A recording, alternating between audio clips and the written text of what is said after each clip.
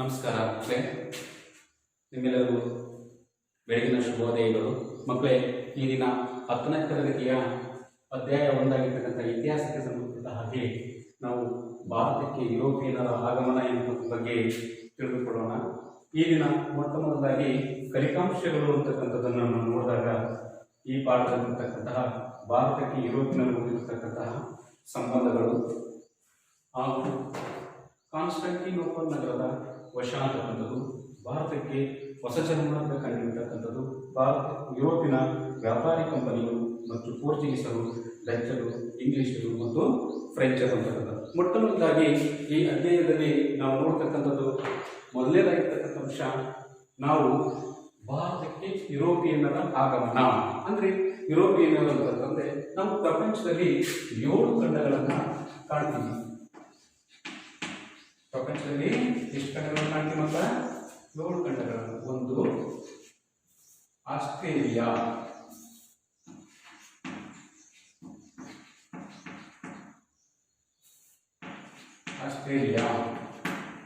ಎರಡನೇದಾಗಿರ್ತಕ್ಕಂಥದ್ದು Europe ಖಂಡ ಹಾಗೂ ಮೂರನೇದಾಗಿರ್ತಕ್ಕಂಥದ್ದು Africa ಖಂಡ, ನಾಲ್ಕನೇದಾಗಿರ್ತಕ್ಕಂಥದ್ದು ದಕ್ಷಿಣ ಅಮೇರಿಕಾ, ಐದನೇದಾಗಿರ್ತಕ್ಕಂಥದ್ದು ಉತ್ತರ ಅಮೇರಿಕಾ, ಆರನೇದಾಗಿರ್ತಕ್ಕಂಥದ್ದು ಅಂಟಾರ್ಟಿಕ್ ಖಂಡ, ಏಳನೇದಾಗಿರ್ತಕ್ಕಂಥದ್ದು ಏಷ್ಯಾ ಖಂಡ. ಹಾಗಾದರೆ ಭಾರತಕ್ಕೆ ಯುರೋಪಿಯನ್ನರು ಅಂತಕ್ಕಂಥವ್ರು, ಯುರೋಪ್ ಖಂಡದಲ್ಲಿರ್ತಕ್ಕಂತಹ ರಾಷ್ಟ್ರಗಳು ನಮಗೆ ಬರ್ತಕ್ಕಂಥದ್ದಿರುವಾಗ ಮೊದಲನೇದಾಗಿರ್ತಕ್ಕಂಥದ್ದು ಆಸ್ಟ್ರೇಲಿಯಾ ಖಂಡ, ಯುರೋಪ್ ಖಂಡ, ಆಫ್ರಿಕಾ ಖಂಡ, ದಕ್ಷಿಣ ಅಮೆರಿಕಾ ಖಂಡ, ಆಮೇಲೆ ಉತ್ತರ ಅಮೆರಿಕಾ ಖಂಡ, ಅಂಟಾರ್ಟಿಕ್ ಖಂಡ ಮತ್ತು ಏಷ್ಯಾ ಖಂಡ ಅಂತಕ್ಕಂಥ ಪ್ರಪಂಚದಲ್ಲಿ ನಾವು 7 ರೀತಿಯಾಗಿರ್ತಕ್ಕಂತಹ ಖಂಡಗಳನ್ನು ಕಾಣ್ತೀವಿ. ಈ 7 ಖಂಡಗಳಲ್ಲಿ ನಮ್ಮ ಭಾರತ ಬರ್ತಕ್ಕಂಥದ್ದು ಯಾವ ಖಂಡದಲ್ಲಂತ ಗೊತ್ತಿದೆಯಾ ಮಕ್ಕಳ? ಗೊತ್ತಿದೆಯಾ? ಅದನ್ನ ಈಗ ಪ್ರಪಂಚದ ನಕಾಶೆಯಲ್ಲಿ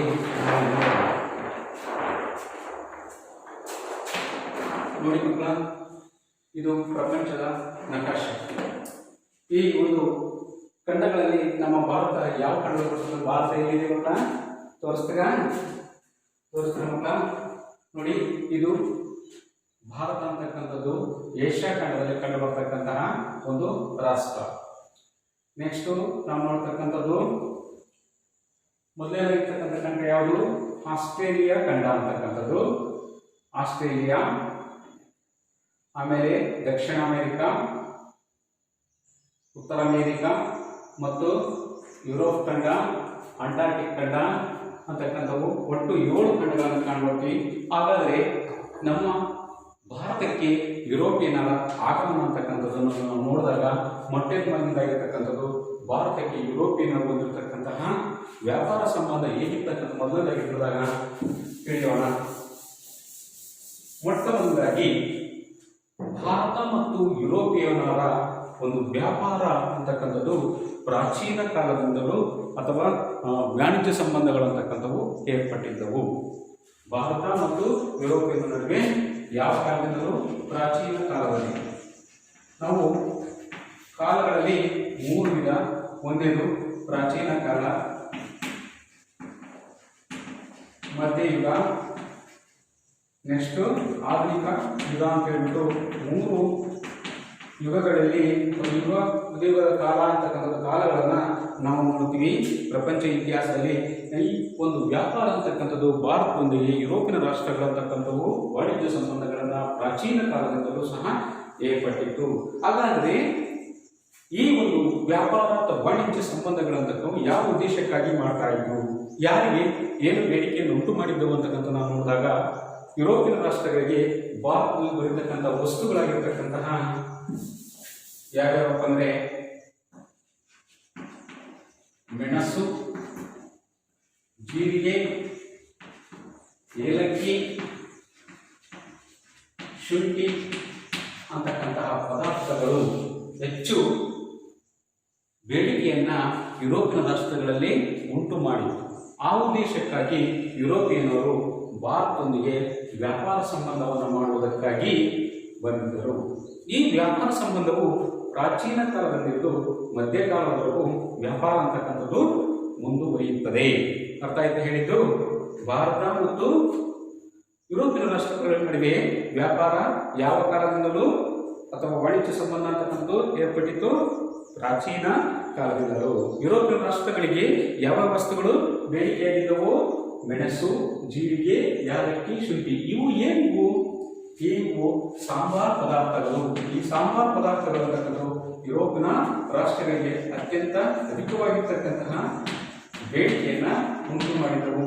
ಈ ಸಾಂಬಾರ್ ಪದಾರ್ಥಗಳು ಯುರೋಪಿಯನ್ ರಾಷ್ಟ್ರಗಳಿಗೆ ಅತ್ಯವಶ್ಯಕವಾಗಿದ್ದರಿಂದ ಪ್ರಾಚೀನ ಕಾಲದಿಂದಲೂ ಮಧ್ಯಕಾಲದವರೆಗೂ ಸಹ ತಮ್ಮ ವ್ಯಾಪಾರವನ್ನ ಭಾರತದೊಂದಿಗೆ ಯುರೋಪಿನ ರಾಷ್ಟ್ರಗಳಂತಕ್ಕಂಥವು ಮುಂದುವರಿಸ್ತವೆ.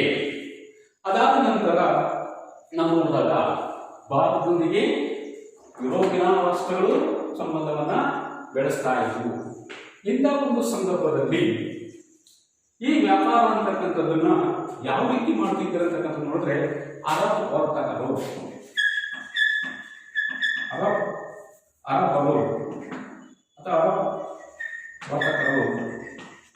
ಏನ್ ಮಾಡ್ತಾ ಇದ್ರು? ಭಾರತದಿಂದ ವಸ್ತುಗಳನ್ನ ಕೊಂಡು ಭಾರತದಿಂದ ಈ ಅರಬ್ಬರಂತಕ್ಕಂಥವು ವಸ್ತುಗಳನ್ನು ಕೊಂಡು ಇಸ್ತಾನಾಬುಲ್, ಕಾನ್ಸ್ಟಂಟಿನೋಪಲ್ ಅಂತಕ್ಕಂಥದ್ದು ಇದರ ಹಳೆಯ ಹೆಸರು. ಈಗಿನ ಹೆಸರು ಇಸ್ತಾನಾಬುಲ್. ಕಾನ್ಸ್ಟಾಂಟಿನೋಪಲ್ ಅಂತಕ್ಕಂಥದ್ದು ಈಗಿನ ಹೆಸರು. ಇಸ್ತಾನಾಬುಲ್ ಅಂತಕ್ಕಂಥದ್ದು. ಈ ಇಸ್ತಾನಾಬುಲ್ ಪ್ರದೇಶದ ಮೂಲಕ ಏನ್ ಮಾಡ್ತಾ ಇದ್ರು? ಅವರು ಇಟಲಿಯ ವರ್ತಕರಿಗೆ ಕಳಿಸ್ಕೊಡ್ತಾ ಇದ್ರು. ಕಾನ್ಸ್ಟಾಂಟಿನೋಪಲ್ ನಗರದ ಮೂಲಕ ಅಲ್ಲಿಂದ ಇಟಲಿಯ ವರ್ತಕರು ಏನ್ ಮಾಡ್ತಾ ಇದ್ರು? ಯುರೋಪಿನ ರಾಷ್ಟ್ರಗಳಿಗೆ ಮಾರಾಟವನ್ನ ಮಾಡ್ತಾ ಇದ್ರು. ಇಲ್ಲಿ ಪ್ರಪಂಚದ ನಕಾಶೆಯಿಂದ ನೋಡಿದಾಗ ಭಾರತದಿಂದ ವಸ್ತುಗಳನ್ನು ಕೊಂಡು ಏನ್ ಮಾಡ್ತಾ ಇದ್ರು? ಯಾರು ಕೊಂಡ್ತಾ ಇದ್ರು? ಯುರೋಪಿಯನ್ನರು ಭಾರತದಿಂದ ಅರಬ್ ವರ್ತಕರು ಕೊಟ್ಕೊಂಡು ಏನ್ ಮಾಡ್ತಾ ಇದ್ರು? ಇಸ್ತಾನಾಬುಲ್ ಮೂಲಕ ಎಲ್ಲಿಗೆ ಸಾಗಾಟ ಮಾಡ್ತಾ ಇದ್ರು? ಇಟಲಿಗೆ ಸಾಗಾಟ. ಇಲ್ಲಿ ಇಟಲಿ ಕಾಣಿಸ್ತಾ ಇದೆಯಲ್ಲ, ಕಾಣಿಸ್ತಿದೆ ಇಲ್ಲಿ ನೋಡಿ. ಈ ಇಟಲಿ ಅಂತಕ್ಕಂಥದ್ದು ಇಲ್ಲಿ ಕಾಣಿಸ್ತಾ ಇದೆ. ಆ ಇಟಲಿಗೆ ಮಾಡ್ತಾ ಇದ್ರು. ಅಲ್ಲಿಂದ ಯುರೋಪಿನ ರಾಷ್ಟ್ರಗಳಿಗೆ ವಸ್ತುಗಳು ಅಂತಕ್ಕಂಥವು ಮಾರಾಟ ಆಗ್ತಾ ಇದ್ವು.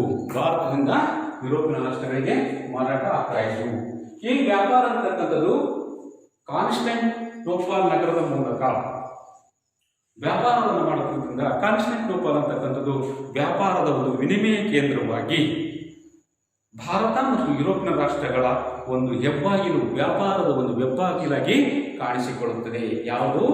ಇಸ್ತಾನಾಬುಲ್ ಅಥವಾ ಕಾನ್ಸ್ಟಾಂಟಿನೋಪಲ್ ಅಂತಕ್ಕಂಥದ್ದು ಭಾರತ ಮತ್ತು ಯುರೋಪಿನ ರಾಷ್ಟ್ರಗಳ ಮಧ್ಯ ಒಂದು ಹೆಬ್ಬಾಗಿಲಾಗಿ ಕಾಣಿಸ್ತಾ ಇತ್ತು. ನೋಡಿ, ಅರಬ್ ವರ್ತಕರಂತಕ್ಕಂಥವರು ಭಾರತದ ಮೇಲೆ ಅಥವಾ ಏಷ್ಯಾದ ರಾಷ್ಟ್ರಗಳ ಮೇಲೆ ತಮ್ಮ ಏಕಸ್ವಾಮ್ಯವನ್ನು ಸಾಧಿಸಿದೆ, ತಮ್ಮದೇ ಆಗಿರ್ತಕ್ಕಂಥ ಹತೋಟಿಯನ್ನು ಸಾಧಿಸಿದ ವ್ಯಾಪಾರದಲ್ಲಿ ಇಟಲಿಯ ವರ್ತಕರು ಯಾರ ಮೇಲೆ? ಯುರೋಪಿನ ರಾಷ್ಟ್ರಗಳ ಮೇಲೆ ತಮ್ಮ ವ್ಯಾಪಾರ ಏನ್ ಮಾಡ್ತಾ ಇದ್ರು? ಇಟಲಿಯ ವರ್ತಕರು ತಮ್ಮ ವ್ಯಾಪಾರದಲ್ಲಿರ್ತಕ್ಕಂಥ ಏಕಸ್ವಾಮ್ಯವನ್ನ ಸಾಧಿಸಿದ್ದರು. ಹೀಗೆ ಯುರೋಪಿಯನ್ ರಾಷ್ಟ್ರಗಳೊಂದಿಗೆ ವ್ಯಾಪಾರ ಮಾಡುವುದರಿಂದ ಇಟಲಿಯ ವರ್ತಕರು ಹಾಗೂ ಅರಬ್ ವರ್ತಕರು ತಮ್ಮ ವ್ಯಾಪಾರದಿಂದಾಗಿ ಲಾಭವನ್ನ ಪಡೆದುಕೊಂಡರು. ಇಷ್ಟ ಅರ್ಥ ಆಯ್ತಾ? ಇನ್ನೊಂದ್ಸರಿ ಹೇಳ ನೋಡಿ.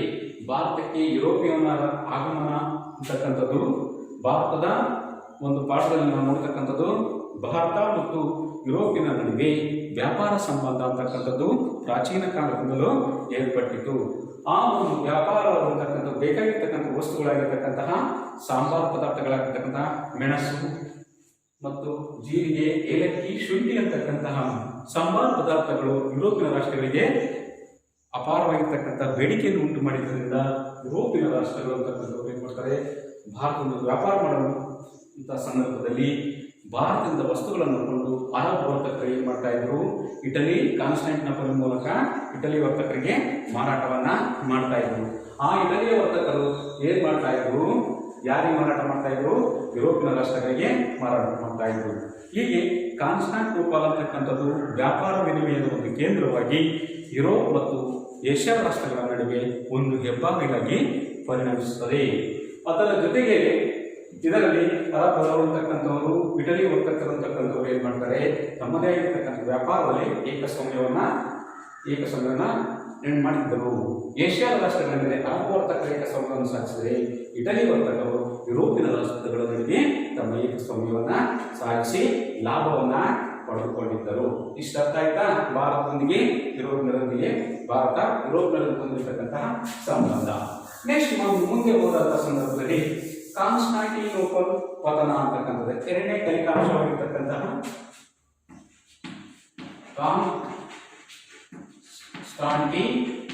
ಕಾನ್ಸ್ಟಾಂಟಿನೋಪಲ್ ನಗರ ವಶ. ಕಾನ್ಸ್ಟಾಂಟಿನೋಪಲ್ ನಗರದ ವಶ. ಸೊ ಈ ಒಂದು ಕಾನ್ಸ್ಟಾಂಟಿನೋಪಲ್ ನಗರದ ವಶ ಹೇಗಾಗುತ್ತೆ ಅಂತಕ್ಕಂಥದ್ದು ನೋಡಿದಾಗ ಏಷ್ಯಾ ಮತ್ತು ಯುರೋಪಿನ ರಾಷ್ಟ್ರಗಳ ವ್ಯಾಪಾರ ಕೇಂದ್ರವಾಗಿರ್ತಕ್ಕಂಥದ್ದು ಯಾವುದಾಗಿತ್ತು? ಕಾನ್ಸ್ಟಾಂಟಿನೋಪಲ್ ಅಂತಕ್ಕಂಥ ಒಂದು ನಗರ ಆಗಿತ್ತು. ಈ ಕಾನ್ಸ್ಟಾಂಟಿನೋಪಲ್ ನಗರವನ್ನ ಸಾಮಾನ್ಯ ಶಕ 1453ರಲ್ಲಿ ಆಟೋಮಾನ್ ಟರ್ಕರು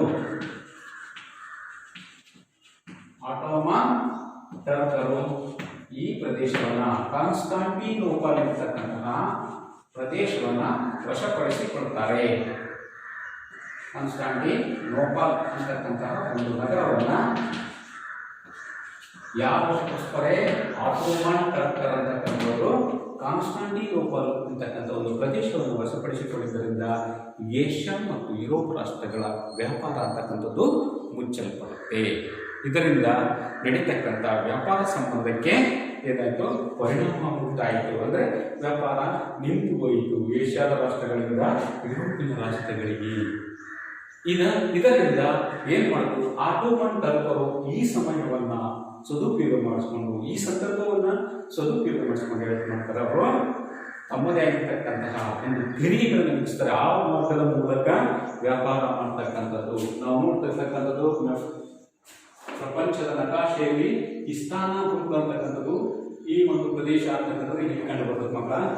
ಇಸ್ತಾನಬುಲ್ ಇಲ್ಲಿ ಯಾವಾಗ ಆಟೋಮನ್ ಟರ್ಕರ್ ಅಂತಕ್ಕಂಥವರು ಈ ಪ್ರದೇಶವನ್ನು ವಶಪಡಿಸಿ, ಟರ್ಕರ್ ಅಂತಕ್ಕಂಥ ಪ್ರದೇಶ ವಶಪಡಿಸಿಕೊಂಡರು, ಆಗ ಯುರೋಪಿನ ರಾಷ್ಟ್ರಗಳಿಗೆ ಹೋಗ್ತಕ್ಕಂಥ ವ್ಯಾಪಾರ ಅಂತಕ್ಕಂಥದ್ದು ಮುಚ್ಚಲ್ಪಡುತ್ತೆ. ಭಾರತದಿಂದ ಅಥವಾ ಏಷ್ಯಾ ರಾಷ್ಟ್ರಗಳಿಂದ ಯುರೋಪಿನ ರಾಷ್ಟ್ರಗಳಿಗೆ ಹೋಗ್ತಕ್ಕಂತಹ ಒಂದು ಸರಕುಗಳು ಅಂತಕ್ಕಂಥವು ಮುಚ್ಚಲ್ಪಡುತ್ತೆ. ವ್ಯಾಪಾರ ಅಂತಕ್ಕಂಥದ್ದು ಅಲ್ಲಿಗೆ ಸ್ಥಗಿತವಾಗುತ್ತೆ. ಅಂತಹ ಒಂದು ಸಂದರ್ಭದಲ್ಲಿ ಯುರೋಪಿನ ರಾಷ್ಟ್ರಗಳಾಗಿರ್ತಕ್ಕಂತಹ ಸ್ಪೇನ್ ಮತ್ತು ಪೋರ್ಚುಗಲ್ ಸ್ಪೇನ್ ಮತ್ತು ಪೋರ್ಚುಗಲ್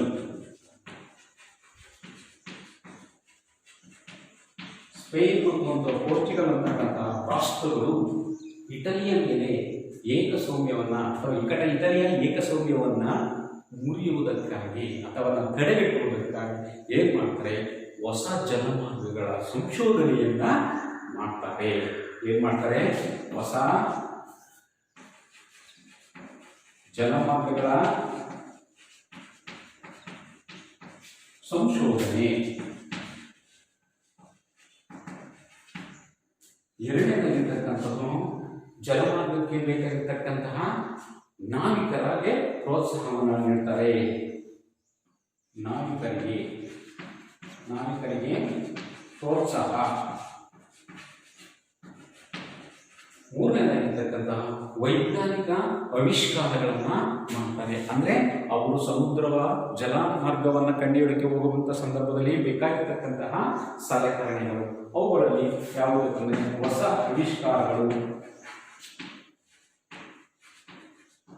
ಆವಿಷ್ಕಾರಗಳಾದ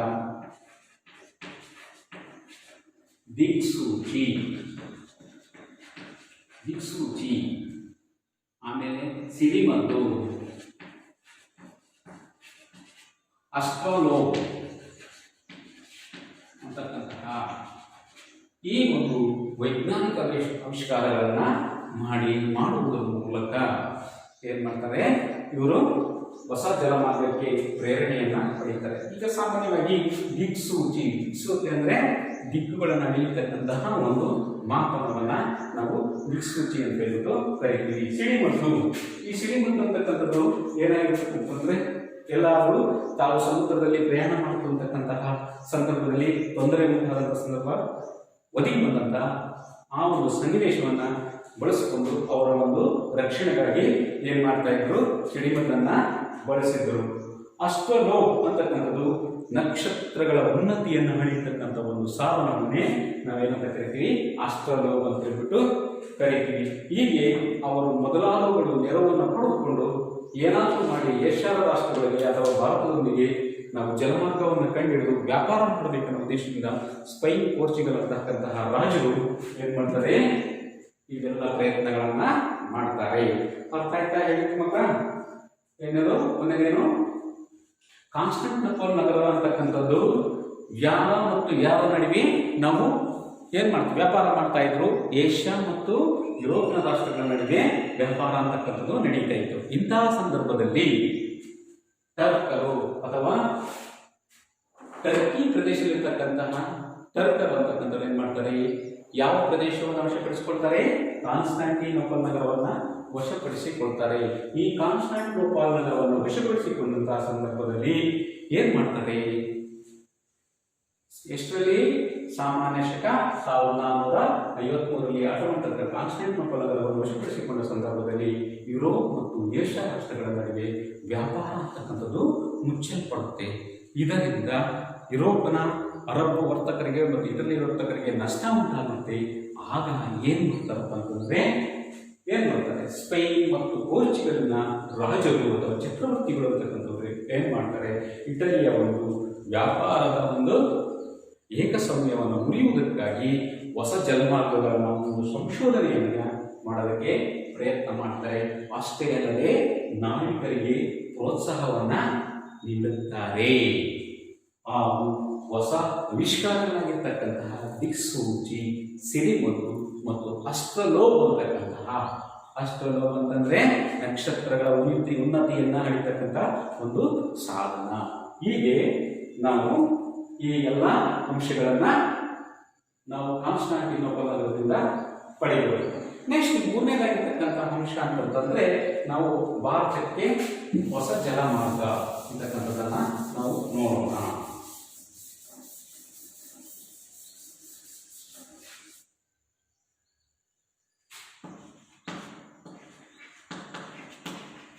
ಭಾರತಕ್ಕೆ ಹೊಸ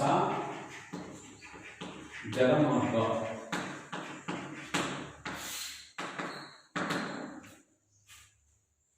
ಇಂತಹ ಒಂದು ಸಂದರ್ಭದಲ್ಲಿ ಯಾವಾಗ ಕಾನ್ಸ್ಟಾಂಟಿನೋಪಲ್ ಪ್ರದೇಶವನ್ನ ಆಟೋಮನ್ ಟರ್ಕರು ಸಾಮಾನ್ಯ ಶಕ 1453ರಲ್ಲಿ ವಶಪಡಿಸಿಕೊಂಡಂತಹ ಸಂದರ್ಭದಲ್ಲಿ ಸ್ಪೇನ್ ಮತ್ತು ಪೋರ್ಚುಗಲ್ನ ರಾಜರಿರ್ತಕ್ಕಂಥವರು ಹೊಸ ಸಂಶೋಧನೆಗಳಿಗೆ, ಆವಿಷ್ಕಾರಗಳಿಗೆ ಮತ್ತು ಅವರವಾಗಿರ್ತಕ್ಕಂತಹ ಒಂದು ಪ್ರೇರಣೆ ಅಂತಕ್ಕಂಥ ನಾವಿಕರಿಗೆ ಪ್ರೋತ್ಸಾಹ ನೀಡುವುದರ ಮೂಲಕ ಜಲಮಾರ್ಗವನ್ನು ಕಂಡುಹಿಡಿಯುವುದಕ್ಕೆ ಪ್ರಯತ್ನ ಮಾಡ್ತಾರೆ. ಮೊಟ್ಟ ಮೊದಲಾಗಿ ನಮ್ಮ ಭಾರತಕ್ಕೆ ಲಿಸ್ಬನ್ ಅಂತಕ್ಕಂತಹ ಪೋರ್ಚುಗೀಸರ ಪ್ರದೇಶವಾಗಿರ್ತಕ್ಕಂತಹ ಪೋರ್ಚುಗಲ್ ಅಂತಕ್ಕಂಥದ್ದು, ಈ ಒಂದು ಪ್ರದೇಶದಲ್ಲಿ ಲಿಸ್ಬನ್ ಅಂತಕ್ಕಂತಹ ಒಂದು ಪ್ರದೇಶದಿಂದ ಹೊರಟಂತಹ ಒಬ್ಬ ಜಲಮಾರ್ಗದ ಒಬ್ಬ ನಾಯಕನಾಗಿರ್ತಕ್ಕಂತಹ ವಾಸ್ಕೋಡಿ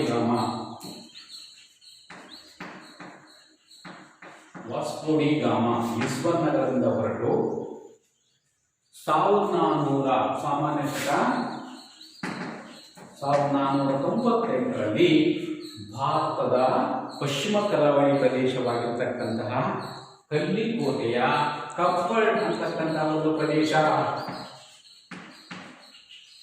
ಕಲ್ಲಿಕೋಟೆಯ ಕಪ್ಪಳ್ ಅಂತಕ್ಕಂಥ ಒಂದು ಪ್ರದೇಶದಲ್ಲಿ ಹಿಡಿದು ಭಾರತಕ್ಕೆ ಮೊಟ್ಟ ಮೊದಲಾಗಿ ಜಲಮಾರ್ಗವನ್ನ ಕಂಡಿರ್ತಕ್ಕಂಥ ಲಿಸ್ಬನ್ ನಗರದಿಂದ ಹೊರಟಂತಹ ವ್ಯಕ್ತಿ ಈ ರೀತಿ ಪ್ರಯಾಣ ಮಾಡುವುದರ ಮೂಲಕ ಭಾರತವನ್ನು ಬಂದು ತಲುಪಿ ಭಾರತದಲ್ಲಿರ್ತಕ್ಕಂತಹ ಪಶ್ಚಿಮ ಕರಾವಳಿ ನೋಡಿ, ಇಲ್ಲಿ ದ್ವೀಪಗಳನ್ನು ನೋಡಿದಾಗ ಇದು ಭಾರತದ ಪಶ್ಚಿಮ ಕರಾವಳಿ, ಇದು ಪೂರ್ವ ಕರಾವಳಿ, ಇದು ಹಿಮಾಲಯ ಪರ್ವತ, ಈಗಾಗಲೇ ಭೂಭಾಗ ಇರ್ತಕ್ಕಂಥದ್ದನ್ನು ಪಾಕಿಸ್ತಾನ, ಅಫ್ಘಾನಿಸ್ತಾನ ಅಂತಕ್ಕಂಥ ಪ್ರದೇಶಗಳಿರ್ತಕ್ಕಂಥದ್ದು.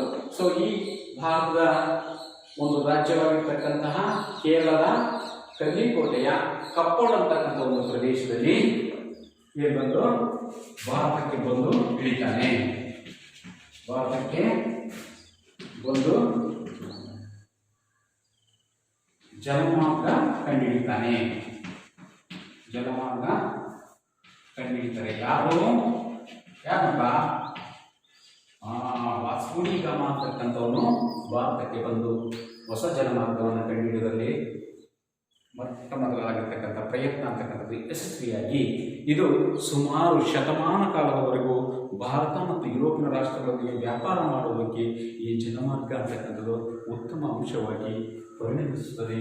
ಈ ಜಲಮಾರ್ಗ ಅಂತಕ್ಕಂಥದ್ದು ನಾವು ಕಾಣಬಹುದು. ಗೊತ್ತಾಯ್ತಾ?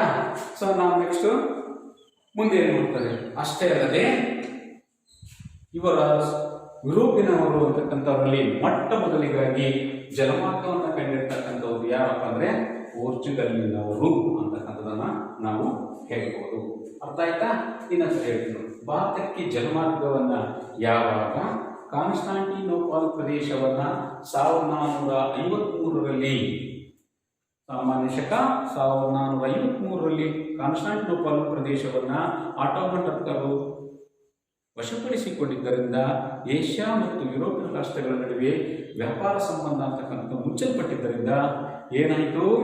ವ್ಯಾಪಾರಕ್ಕೆ ತೊಂದರೆ ಉಂಟಾಯಿತು. ಇದರಿಂದ ಸ್ಪೇನ್ ಮತ್ತು ಪೋರ್ಚುಗಲ್ನ ನಾವಿಕರು ಅಂತಕ್ಕಂಥವರು ಭೌಗೋಳಿಕ ಸಂಶೋಧನೆ ಅಥವಾ ನಾವಿಕರ ಒಂದು ಪ್ರೋತ್ಸಾಹ ಹಾಗೂ ಸಮುದ್ರ ಜಲಮಾರ್ಗಗಳ ಒಂದು ಸಂಶೋಧನೆ ಮಾಡತಕ್ಕಂಥದ್ದು ವೈಜ್ಞಾನಿಕ ಆವಿಷ್ಕಾರಗಳನ್ನು ಮಾಡುವುದರ ಮೂಲಕ ಪ್ರೋತ್ಸಾಹವನ್ನು ನೀಡಿ ಭಾರತಕ್ಕೆ ಜಲಮಾರ್ಗವನ್ನು ಕಂಡುಹಿಡಿಯುವುದಕ್ಕೆ ನೆರವಾಗಿರ್ತಕ್ಕಂಥ ಅಂಶಗಳನ್ನು ನೀಡಿದಾಗ ಪೋರ್ಚುಗಲ್ನ ನಾವಿಕನಾಗಿರ್ತಕ್ಕಂತಹ ವಾಸ್ಕೋ ಡಿ ಗಾಮಾ ಅಂತಕ್ಕಂಥವನು ಇವನು ಲಿಸ್ಬನ್ ನಗರದಿಂದ ಹೊರಟು ಸಾಮಾನ್ಯ ಶಕ 1498ರಲ್ಲಿ ಕಲ್ಲಿಕೋಟೆಯ ಕಪ್ಪಳ ಅಂತಕ್ಕಂಥ ಭಾರತಕ್ಕೆ ಬಂದು ಜಲಮಾರ್ಗವನ್ನ ಕಂಡುಹಿಡಿಯತಕ್ಕಂಥದ್ದನ್ನು ನಾವು ನೋಡಬಹುದು. ಸೊ ಭಾರತ ನಕಾಶೆಯಲ್ಲಿ ಸಾಮಾನ್ಯವಾಗಿ ನಾವು ಕಪ್ಪಳ ಅಂತಕ್ಕಂಥ ಒಂದು ಪ್ರದೇಶವನ್ನ ಎಲ್ಲಿದೆ ಅಂತ ನಾವು ನೋಡಬಹುದು. ಸೊ ನೋಡಿ, ಕೇರಳದಲ್ಲಿರ್ತಕ್ಕಂತಹ ಕಪ್ಪಳ ಅಂತಕ್ಕಂಥ ಒಂದು ಪ್ರದೇಶವನ್ನು ಬಂದು ತಲುಪಿರೋದನ್ನ ನಾವು ಕಾಣ್ತೀವಿ. ಹೀಗೆ ನಾವು ಏನ್ ಮಾಡ್ತೀವಿ? ಹೊಸ ಜಲಮಾರ್ಗವನ್ನ ಕಂಡುಹಿಡಿಯುವುದರ ಮೂಲಕ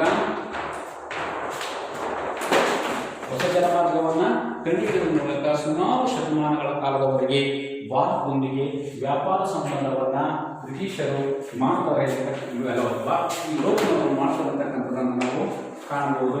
ಈಗ ಹೊಸದಾಗಿ ಜಲಮಾರ್ಗವನ್ನು ಕಂಡುಹಿಡಿದಿರ್ತಕ್ಕಂತಹ ಪೋರ್ಚುಗೀಸರಲ್ಲಿ ನಾವು 3ನೇ ಅಂಶವಾಗಿರ್ತಕ್ಕಂಥ 4ನೇ ಅಂಶವಾಗಿರ್ತಕ್ಕಂಥ ಯುರೋಪಿನ ವ್ಯಾಪಾರಿ ಕಂಪನಿಗಳು ಅಂತಕ್ಕಂಥದ್ದನ್ನು ನೋಡೋಣ. ಯಾರ್ಯಾರು ಮಾಡ್ತಾರೆ? ನಮ್ಮ ಭಾರತಕ್ಕೆ ಬಂದ ಮೊಟ್ಟ ಮೊದಲ ಯುರೋಪಿನರು ಯಾರಪ್ಪ ಅಂತಂದ್ರೆ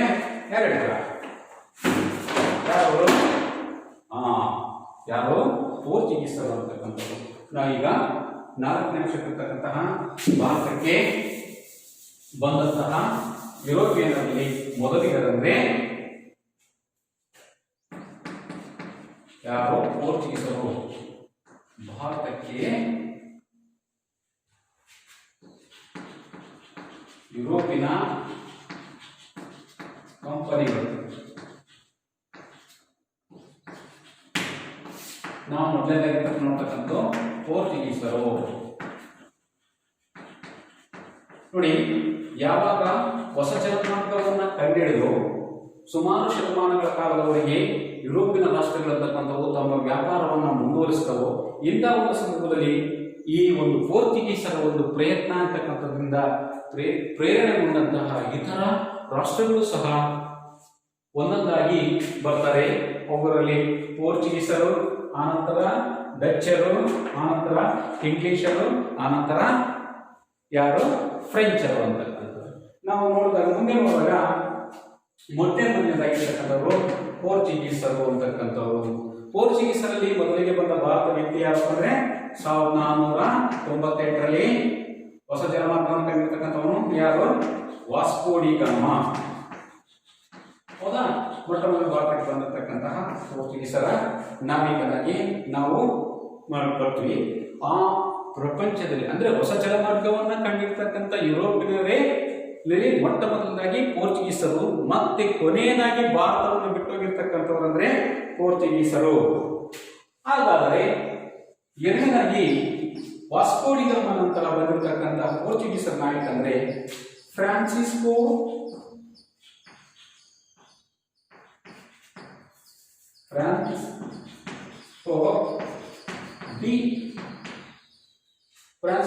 ಡಿ ಆಲ್ಮೇಡಾ ಅಂತ.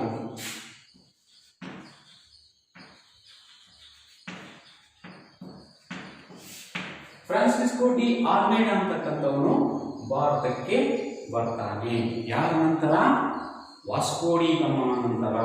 ಇವನು ಭಾರತದ ಭೂಮಿಯ ಮೇಲೆ ತನ್ನ ಅಧಿಪತ್ಯವನ್ನು ಸ್ಥಾಪಿಸುವ ಬದಲು ಏನ್ ಮಾಡ್ತಾನೆ? ಸಮುದ್ರದ ಮೇಲೆ ತನ್ನ ಸೌಮ್ಯವನ್ನು ಸಾಧಿಸುವುದಕ್ಕಾಗಿ ನೀರಿನ ನೀತಿಯನ್ನ ಜಾರಿಗೆ ತರ್ತಾನೆ. ನೀರಿನ ನೀತಿಯನ್ನ ಜಾರಿಗೆ ತರ್ತಾನೆ.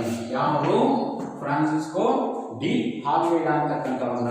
ಅಂದ್ರೆ ಯಾಕಂತಂದ್ರೆ ಸಮುದ್ರದ ಮೇಲೆ ತನ್ನ ಏಕ ಸೌಮ್ಯವನ್ನು ಸಾಧಿಸಿ ನೌಕಾಬಲದಲ್ಲಿ ತನ್ನ ಪ್ರದರ್ಶನವನ್ನು ಮಾಡುವುದಕ್ಕೆ, ನೌಕಾಶಕ್ತಿಯನ್ನ ಏನ್ ಮಾಡುವುದಕ್ಕೆ, ಬಲಪಡಿಸುವುದಕ್ಕಾಗಿ ನೀರಿನ ನೀತಿಯನ್ನ ಜಾರಿಗೆ ತರ್ತಾನೆ. ನೌಕಾ ಶಕ್ತಿಯನ್ನ ಬಲಪಡಿಸುವುದಕ್ಕಾಗಿ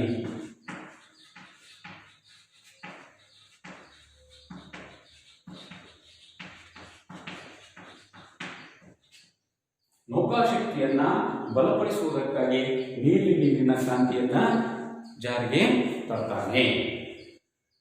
ಇವನ ನಂತರ ಅಧಿಕಾರಕ್ಕೆ ಬಂದವರು ಆಲ್ಮೇಡಾ ಅಂತಕ್ಕಂಥವನು.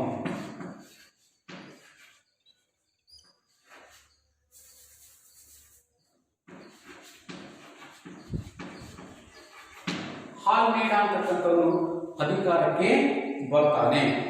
ಸಾಮಾನ್ಯ ಶಕ ಈಗ ಭಾರತಕ್ಕೆ ಬಂದಂತಹ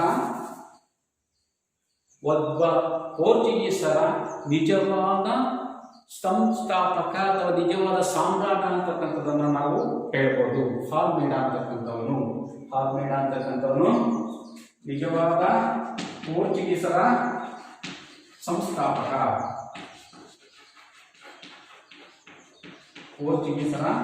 ಸಂಸ್ಥಾಪಕನಾಗಿ ಹೊರಹೊಮ್ಮುತ್ತಾನೆ. ಯಾರು? ಆಲ್ಮೇಡಾ ಅಂತಕ್ಕಂಥವನು.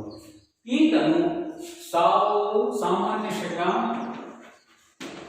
1510ರಲ್ಲಿ ಬಿಜಾಪುರದ ಸುಲ್ತಾನನಿಂದ ಗೋವಾ ಅಂತಕ್ಕಂಥ ಪ್ರದೇಶ ವಶಪಡಿಸಿಕೊಂಡು ಅಥವಾ ಪಡೆದುಕೊಂಡು ಆ ಪ್ರದೇಶವನ್ನ ತನ್ನ ಆಡಳಿತ ಕೇಂದ್ರವನ್ನಾಗಿ ಏನ್ ಮಾಡ್ತಾನೆ? ಅಭಿವೃದ್ಧಿಯನ್ನ ಮಾಡುವುದರಲ್ಲಿ ತೊಡಗಿಸ್ತಾನೆ. ಹೀಗೆ ಭಾರತದಲ್ಲಿ ಸುಮಾರು 1 ಶತಮಾನ ಕಾಲವರೆಗೆ 1510ರಿಂದ 1610ರವರೆಗೆ ಸುಮಾರು 100 ವರ್ಷಗಳ ಕಾಲ ಆಳ್ವಿಕೆಯನ್ನು ಮಾಡುವುದರಲ್ಲಿ ಪ್ರಮುಖವಾಗಿರ್ತಕ್ಕಂಥ ಪಾತ್ರವನ್ನು ವಹಿಸ್ತಾರೆ. ಮುಂದೆ ಬಂದಂತಹ ಡಚ್ಚರು ಮತ್ತು ಬ್ರಿಟಿಷರಿಂದ ಇವರ ರಾಜಕೀಯವಾಗಿ ಕಳೆಗುಂದುತ್ತಾರೆ. ಹೀಗೆ ಈ ಸಾಮ್ರಾಜ್ಯ ಅಂತಕ್ಕಂಥದ್ದು ಅಥವಾ ಇವರ ಒಂದು ವ್ಯವಸ್ಥೆ ಅಂತಕ್ಕಂಥದ್ದು ಇದಕ್ಕೆ ಸರಿಪಡ್ತಕ್ಕಂಥದ್ದನ್ನು ನಾವು ಕಾಣಬಹುದು. ಈ ರೀತಿಯಾಗಿರ್ತಕ್ಕಂಥ ನಾವು ನೋಡಿದಾಗ ಪೋರ್ಚುಗೀಸರಲ್ಲಿ ಮೊಟ್ಟ ಮೊದಲಾಗಿ ಬಂದಿರತಕ್ಕಂಥವನು 1498ರಲ್ಲಿ ವಾಸ್ಕೋ ಡಿ ಗಾಮಾ. ಇವರು ಭಾರತಕ್ಕೆ ಜಲಮಾರ್ಗ ಕಂಡುಹಿಡಿಯುವುದರಲ್ಲಿ ಪ್ರಮುಖವಾಗಿರ್ತಕ್ಕಂಥ ಪಾತ್ರವನ್ನು ವಹಿಸಿದ ಫ್ರಾನ್ಸಿಸ್ಕೋ ಡಿ ಆಲ್ಮೇಡಾ ಅಂತಕ್ಕಂಥವನು ಈತ ಭಾರತದ ಮೇಲೆ ತನ್ನ ಚಕ್ರಾಧಿಪತ್ಯವನ್ನ ಅಥವಾ ತನ್ನ ಏಕಸ್ವಾಮ್ಯವನ್ನು ಸಾಧಿಸಲಾರದೆ ಭೂಮಿಯ ಮೇಲೆ ಈತ ಏನ್ ಮಾಡ್ತಾನೆ? ನೀರಿನ ಬ್ಲೂ ವಾಟರ್ ಪಾಲಿಸಿ ಅಂತಕ್ಕಂತಹ ಒಂದು ನೀತಿಯನ್ನು ಜಾರಿಗೆ ತರ್ತಾನೆ. ಇದರ ಉದ್ದೇಶ ನೌಕಾಶಕ್ತಿಯನ್ನ ಬಲಪಡಿಸುವುದಕ್ಕಾಗಿ. ನೆಕ್ಸ್ಟ್ ಪೋರ್ಚುಗೀಸರ ಮತ್ತೊಬ್ಬ ವೈಸ್ರಾಯನಾಗಿ ನಾವು ನೋಡ್ತೀವಿ. ವೈಸ್ರಾಯ್ ಅಂದ್ರೆ ಮುಖ್ಯಸ್ಥ ಅಂತ ಹೇಳ್ಬಿಟ್ಟು. ಈತ ನಿಜವಾದ ಪೋರ್ಚುಗೀಸರ ಒಂದು ಸಂಸ್ಥಾಪಕ. ಈತನು ಏನ್ ಮಾಡ್ತಾನೆ? ಸಾಮಾನ್ಯ ಶಕ 1510ರಲ್ಲಿ ಭಾರತದ ಸುಲ್ತಾನನಾಗಿರ್ತಕ್ಕಂಥ ಬಿಜಾಪುರ ಸುಲ್ತಾನಾಗಿರ್ತಕ್ಕಂತಹ ಗೋವಾ ಪ್ರದೇಶವನ್ನ 1510ರಲ್ಲಿ ಪಡೆದುಕೊಂಡು ಅದನ್ನು ತನ್ನ ಆಡಳಿತ ಕೇಂದ್ರವನ್ನಾಗಿ ಮಾಡುವುದರಲ್ಲಿ ಪ್ರಮುಖವಾಗಿರ್ತಕ್ಕಂತಹ ಪಾತ್ರವನ್ನ ವಹಿಸ್ತಾನೆ. ಅಷ್ಟೇ ಅಲ್ಲದೆ ಈತ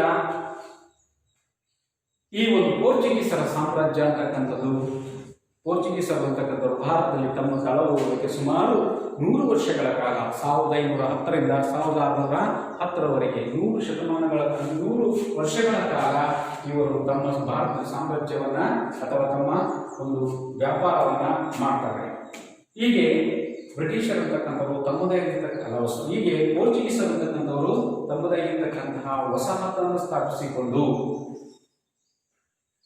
ಅಧಿಕಾರವನ್ನು ಮಾಡುವಂಥ ಸಂದರ್ಭದಲ್ಲಿ ಡಚ್ಚರು ಮತ್ತು ಬ್ರಿಟಿಷರ ಒಂದು ಆಗಮನದಿಂದ ಈ ರಾಜಕೀಯವಾಗಿ ಕಡೆಗುಂದುತ್ತಾರೆ. ಯಾರು?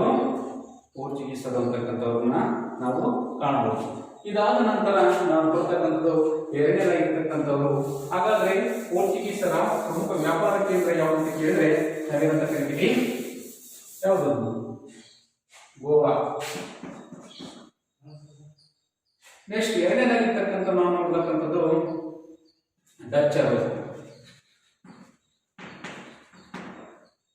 1600ರಲ್ಲಿ ಡಚ್ಚರು ಅಂತಕ್ಕಂಥದ್ದು Dutch United East India company United East India company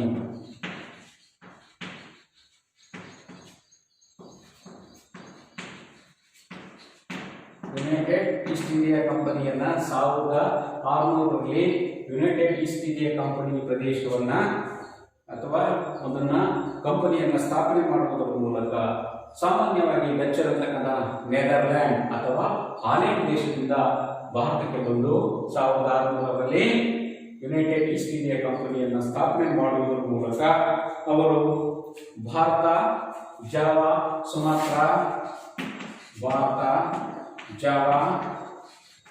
Sumatra ಮತ್ತು ಇಂಡೋನೇಷ್ಯಾಗಳಲ್ಲಿ ತಮ್ಮ ವ್ಯಾಪಾರ ಕೇಂದ್ರಗಳನ್ನು ಮಾಡ್ತಾರೆ. ಭಾರತ, ಸುಮಾತ್ರಾ, ಜಾವಾ ಮತ್ತು ಇಂಡೋನೇಷ್ಯಾಗಳಲ್ಲಿ ಈ ರೀತಿ ವ್ಯಾಪಾರವನ್ನ ಮಾಡುವುದಷ್ಟೇ ಅಲ್ಲದೆ ಭಾರತದಲ್ಲಿ ತಾವು ಕಂಡಿರ್ತಕ್ಕಂತಹ ಪ್ರದೇಶಗಳಂತಂದರೆ ಸಾಮಾನ್ಯವಾಗಿ ಸೂರತ್,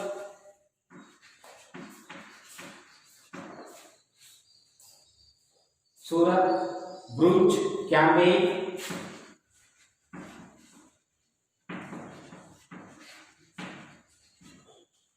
ನಾಗಾಪುರ, ಮಚಲಿಪಟ್ಟಣ,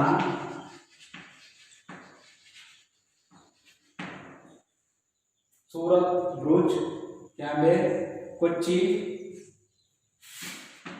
ಮತ್ತು ಚಿನ್ಸೂರ್ ಅಂತಕ್ಕಂತಹ ಪ್ರದೇಶಗಳಲ್ಲಿ ತಮ್ಮ ವ್ಯಾಪಾರದ ಕೋಟೆಗಳನ್ನು ಅಥವಾ ವ್ಯಾಪಾರದ ಮಳಿಗೆಗಳನ್ನು ಸ್ಥಾಪಿಸುವುದರಲ್ಲಿ ಪ್ರಮುಖವಾಗಿ ಪಾತ್ರ ವಹಿಸ್ತಾರೆ. ಮುಂದೆ ಬ್ರಿಟಿಷರು ಮತ್ತು ಫ್ರೆಂಚರ ಒಂದು ಆಗಮನದಿಂದ ಇವರು ರಾಜಕೀಯವಾಗಿ ಕಡೆಗುಂದುತ್ತಾರೆ. ಆಗ ಏನಾಗ್ತಾರೆ? ಕೇವಲ ಸಾಂಬಾರ್ ಪದಾರ್ಥಗಳ ರಾಷ್ಟ್ರಗಳಿಗೆ ಮಾತ್ರ ಸೀಮಿತವಾಗ್ತಾರೆ. ಇವರು ಏನ್ ಮಾಡ್ತಾರೆ? ನಂತರ ಅವನತಿಯನ್ನ ಹೊಂದ್ತಾರೆ. ಇವರ ನಂತರ ಬ್ರಿಟಿಷರು ಅಂತಕ್ಕಂಥವರು ಅಧಿಕಾರಕ್ಕೆ ಬರ್ತಾರೆ. ಅರ್ಥ ಆಯ್ತಾ?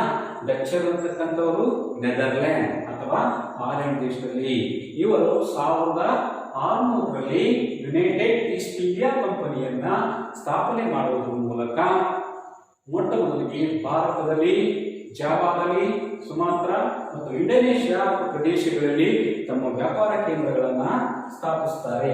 ಅಷ್ಟೇ ಅಲ್ಲದೆ ಸೂರತ್, ಬ್ರೋಚ್, ಕ್ಯಾಂಬೆ, ನಾಗಾಪುರ, ಮಚಲಿಪಟ್ಟಣ, ಕೊಚ್ಚಿ ಮತ್ತು ಚಿನ್ಸೂರುಗಳಲ್ಲಿ ತಮ್ಮ ವ್ಯಾಪಾರ ಕೇಂದ್ರಗಳನ್ನು ಸ್ಥಾಪಿಸುವುದರ ಮೂಲಕ ಅವರು ತಮ್ಮ ವ್ಯಾಪಾರ ಕೋಟೆಗಳನ್ನು ಅಥವಾ ವ್ಯಾಪಾರದ ಮಳಿಗೆಗಳನ್ನು ಸ್ಥಾಪಿಸ್ತಾರೆ.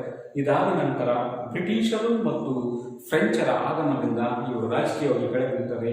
ಆಗ ಇವರು ಏನ್ ಮಾಡ್ತಾರೆ? ಕೇವಲ ಸಾಂಬಾರ್ ಪದಾರ್ಥಗಳ ಪ್ರದೇಶಗಳಿಗೆ ಮಾತ್ರ ಸೀಮಿತರಾಗ್ತಾರೆ. ನೆಕ್ಸ್ಟ್ ನಾವು ನೋಡ್ತಕ್ಕಂಥದ್ದು. ಮೂರನೇದಾಗಿರ್ತಕ್ಕಂಥದ್ದು ಬ್ರಿಟಿಷರು ಅಥವಾ ಇಂಗ್ಲಿಷರು. ಬ್ರಿಟಿಷರು ಅಂದರೆ ಇಂಗ್ಲಿಷರು ಅಂದ್ರೂ ಒಂದೇ. ಸಾಮಾನ್ಯ ಶಕ 1602 ಇಂಗ್ಲೆಂಡಿನ ರಾಣಿ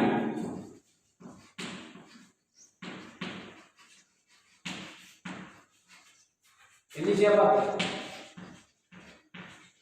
ಅಂತಕ್ಕಂಥವರು ಭಾರತದಲ್ಲಿ ಸುಮಾರು ಡಿಸೆಂಬರ್ 30ರಂದು 15 ವರ್ಷಗಳ ಕಾಲ ಭಾರತದಲ್ಲಿ ವ್ಯಾಪಾರ ಮಾಡುವುದಕ್ಕಾಗಿ ಅವರು ಏನ್ ಮಾಡ್ತಾರೆ, ಈಸ್ಟ್ ಇಂಡಿಯಾ ಕಂಪನಿಯನ್ನ ಸ್ಥಾಪನೆ ಮಾಡ್ತಾರೆ. ಈಸ್ಟ್ ಇಂಡಿಯಾ ಕಂಪನಿಯನ್ನ ಯಾರು ಸ್ಥಾಪನೆ ಮಾಡ್ತಾರೆ? ಬ್ರಿಟಿಷರು. ಯಾರ ಅನುಮತಿಯ ಮೇರೆಗೆ? ಇಂಗ್ಲೆಂಡಿನ ರಾಣಿ ಎಲಿಜಬೆತ್ ಅಂತ. ಎಷ್ಟು ವರ್ಷಗಳ ಕಾಲ? ಸುಮಾರು 15 ವರ್ಷಗಳ ಕಾಲ ವ್ಯಾಪಾರ ಮಾಡುವುದಕ್ಕೆ ಪರವಾನಗಿ ಅಂದ್ರೆ ಅನುಮತಿ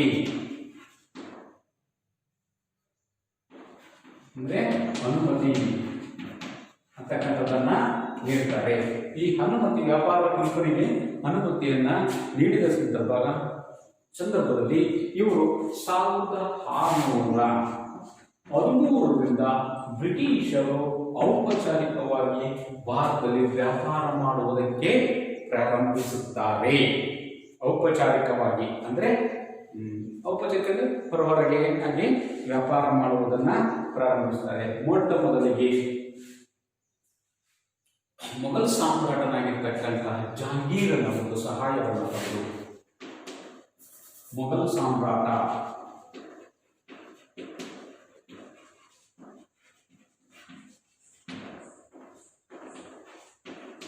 ಜಹಾಂಗೀರನ ಒಂದು ಸಹಾಯವನ್ನು ಪಡೆಯುವುದರ ಮೂಲಕ ಬ್ರಿಟಿಷರು ಏನ್ ಮಾಡ್ತಾರೆ, ಸೂರತ್ನಲ್ಲಿ ತಮ್ಮ ವ್ಯಾಪಾರವನ್ನ ಪ್ರಾರಂಭ ಮಾಡ್ತಾರೆ. ಎಷ್ಟರಲ್ಲಿ?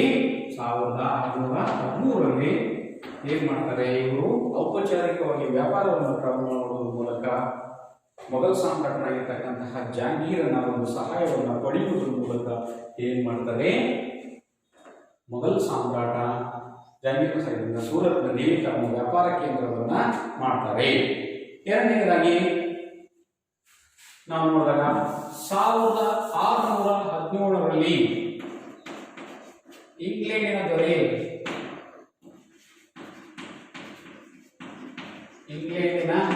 ದೊರೆ ಜೇಮ್ಸ್ ಒಂದನೇ ಜೇಮ್ಸ್ ಒಂದು ಅನುಮತಿಯ ಆಧಾರದ ಮೇಲೆ 1617ರಲ್ಲಿ ಇಂಗ್ಲೆಂಡಿನ ದೊರೆಯಾಗಿರ್ತಕ್ಕಂತಹ ಒಂದನೇ ಜೇಮ್ಸ್ ಅಂತಕ್ಕಂಥವನು ಏನು ಮಾಡ್ತಾನೆ, ಮೊಘಲ್ ಸಾಮ್ರಾಟನಾಗಿರ್ತಕ್ಕಂಥ ಜಹಾಂಗೀರನ ಆಸ್ಥಾನಕ್ಕೆ ಥಾಮಸ್ ರೋ ಅಂತಕ್ಕಂಥ ಒಬ್ಬ ರಾಯಭಾರಿಯನ್ನ ಕಳಿಸ್ಕೊಡ್ತಾನೆ. ಯಾರು ಜಹಾಂಗೀರನು ಒಂದು ಆಸ್ಥಾನಕ್ಕೆ, ಮೊಘಲ್ ಸಾಮ್ರಾಟನಾಗಿರ್ತಕ್ಕಂಥ ಜಹಾಂಗೀರನ ಆಸ್ಥಾನಕ್ಕೆ ಯಾರನ್ನ ಕಳಿಸ್ಕೊಡ್ತಾನೆ, ಥಾಮಸ್ ರೋ ಅಂತಕ್ಕಂಥವನ್ನ ಆಸ್ಥಾನಕ್ಕೆ ಕಳಿಸುವುದರ ಮೂಲಕ ಅವನೇನ್ ಮಾಡ್ತಾನೆ, ವ್ಯಾಪಾರ ಮಳಿಗೆಗಳನ್ನ ಪ್ರಾರಂಭ ಮಾಡುವುದಕ್ಕೆ ಅನುಮತಿಯನ್ನ ಪಡಿತಾರೆ. ಆಗ ಆಗ್ರಾ, ಅಹಮದಾಬಾದ್,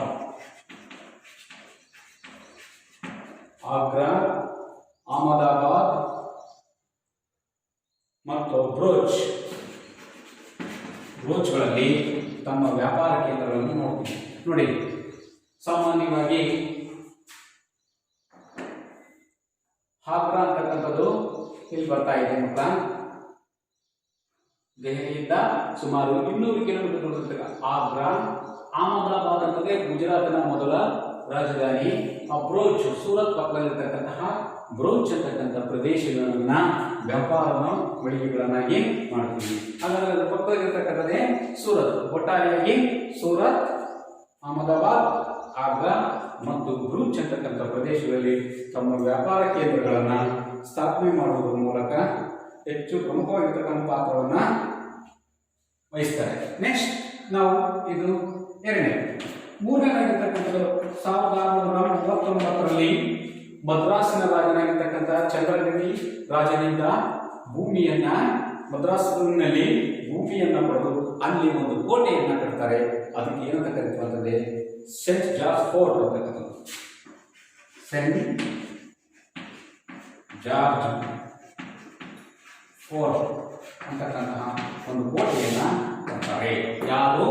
ಬ್ರಿಟಿಷರು ಅಂತಕ್ಕಂಥವ್ರು. ಯಾರಿಂದ? ಮದ್ರಾಸಿನ ಎಷ್ಟರಲ್ಲಿ? 1639ರಲ್ಲಿ ಮದ್ರಾಸಿನ ರಾಜನಾಗಿರ್ತಕ್ಕಂಥ ಚಂದ್ರಗಿರಿ ಅರಸನಿಂದ ಸೆಂಟ್ ಜಾರ್ಜ್ ಫೋರ್ಟ್ ಅಂತಕ್ಕಂಥ ಒಂದು ಕೋಟೆಯನ್ನು ಕಟ್ಟುವುದರ ಮೂಲಕ ಅಲ್ಲಿ ಪ್ರಮುಖವಾಗಿರ್ತಕ್ಕಂತಹ ಪಾತ್ರವನ್ನ ವಹಿಸ್ತಾರೆ. ಸೆಂಟ್ ಜಾರ್ಜ್ ಫೋರ್ಟ್ ಅಂತಕ್ಕಂತಹ ಒಂದು ಕೋಟೆಯನ್ನ ನಿರ್ಮಿಸ್ತಾರೆ. ನೆಕ್ಸ್ಟ್ ಇಂಗ್ಲೆಂಡಿನ ದೊರೆಯಾಗಿರ್ತಕ್ಕಂಥ 2ನೇ ಚಾರ್ಲ್ಸ್ ಅಂತಕ್ಕಂಥವ್ರು. ಇಂಗ್ಲೆಂಡಿನ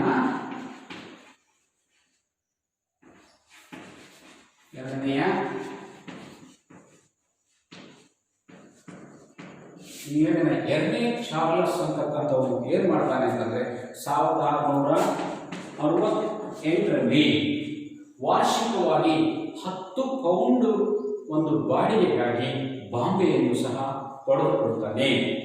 ಅಲ್ಲಿ ಏನ್ ಮಾಡ್ತಾನೆ? ಅವನು ಒಂದು ಪಡೆದುಕೊಂಡು ಬಾಡಿಗೆಯನ್ನ ಪಡೀತಾನೆ ಬಾಂಬೆಯನ್ನ. ನಂತರ 1690 ವರ್ಷವು ಬಂಗಾಳದ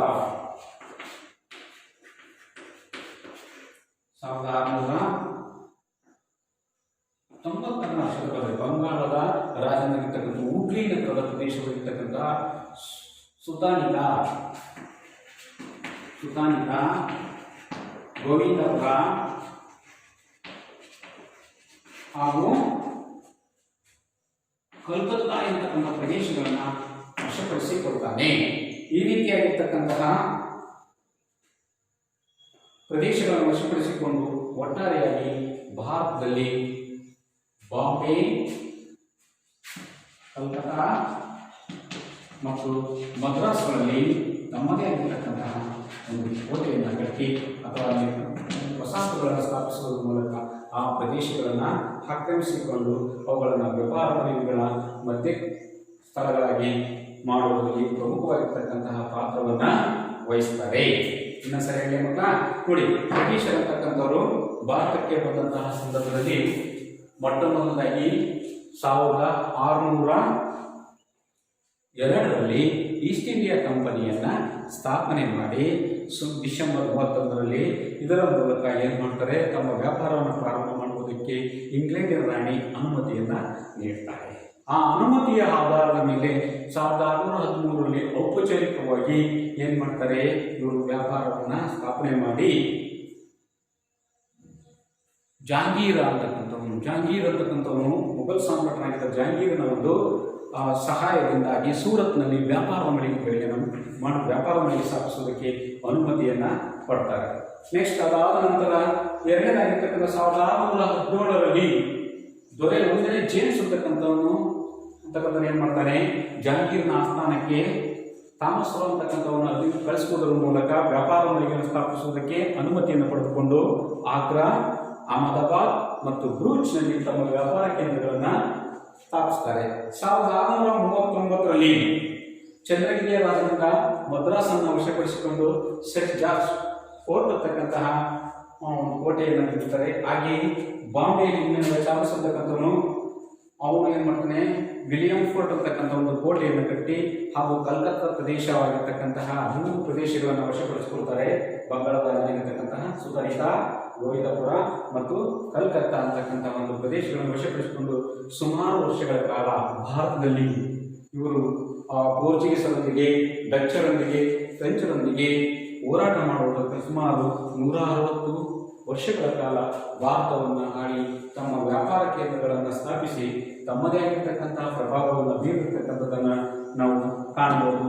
ಒಟ್ಟಾರೆಯಾಗಿ ಭಾರತದಲ್ಲಿ ತಮ್ಮದೇ ಆಗಿರ್ತಕ್ಕಂತಹ ವಸಾಹತುಶಾಹಿ ಮತ್ತು ಸಾಮ್ರಾಜ್ಯಶಾಹಿಯನ್ನು ಸ್ಥಾಪಿಸಿರುವುದನ್ನು ನಾವು ನೋಡಬಹುದು. ಇಷ್ಟು ಇವತ್ತಿನ ಅಧ್ಯಾಯಕ್ಕೆ ಸಂಬಂಧಿಸಿದಂತೆ. ಇದರ ಬಗ್ಗೆ ನಿಮಗೆ ಹೋಮ್ವರ್ಕ್ ಕೊಡ್ತಾ ಇದ್ದೀನಿ ಮಕ್ಕಳ, ದಯವಿಟ್ಟು ಗಮನಿಸಿ. ಒಂದನೇದಾಗಿರ್ತಕ್ಕಂಥದ್ದು, ಭಾರತಕ್ಕೆ ಜಲಮಾರ್ಗವನ್ನು ಕಂಡಿರತಕ್ಕಂಥವರು ಯಾರು? ಹಾಗೂ ಭಾರತ ಮತ್ತು ಯುರೋಪಿನೊಳಗೆ ವ್ಯಾಪಾರ ಕೇಂದ್ರವಾಗಿ ಅಥವಾ ಭಾರತ ಹೆಬ್ಬಾಗಿಲಿಂದ ಕರೆಯತಕ್ಕಂತಹ ಪ್ರದೇಶ ಯಾವುದು ಅಂತಕ್ಕಂಥದ್ದು ನೋಡೋಣ. ಮೂರನೇದಾಗಿರ್ತಕ್ಕಂಥದ್ದು ಡಚ್ಚರ ಪ್ರಮುಖ ವ್ಯಾಪಾರ ಕೇಂದ್ರ ಯಾವುದು, ಅದನ್ನು ಯಾವಾಗ ಪ್ರಾರಂಭಿಸಲಾಯಿತು, ಮತ್ತೆ ಭಾರತಕ್ಕೆ ವ್ಯಾಪಾರಕ್ಕಾಗಿ ಬಂದ ಯುರೋಪಿನರು ಯಾರು, ಮತ್ತು ಭಾರತ ಜಲಮಾರ್ಗವನ್ನು ಕಂಡುಹಿಡಿಯಲು ಪ್ರೇರಕವಾಗಿರ್ತಕ್ಕಂತಹ ಅಂಶಗಳು ಯಾವುದನ್ನ ನಾವು ನೋಡೋಣ. ಇಷ್ಟು ನಾವು ಬ್ರಿಟಿಷರು ಭಾರತದಲ್ಲಿ ವಶಪಡಿಸಿಕೊಂಡಂತಹ ಪ್ರದೇಶಗಳು ಯಾವ್ಯಾವು ಗೊತ್ತಾಯ್ತಾ? ಸರಿ ಮಕ್ಕಳ, ಇವತ್ತಿನ ದೇವರನ್ನ ಇಲ್ಲಿಗೆ ಮುಗಿಸೋಣ.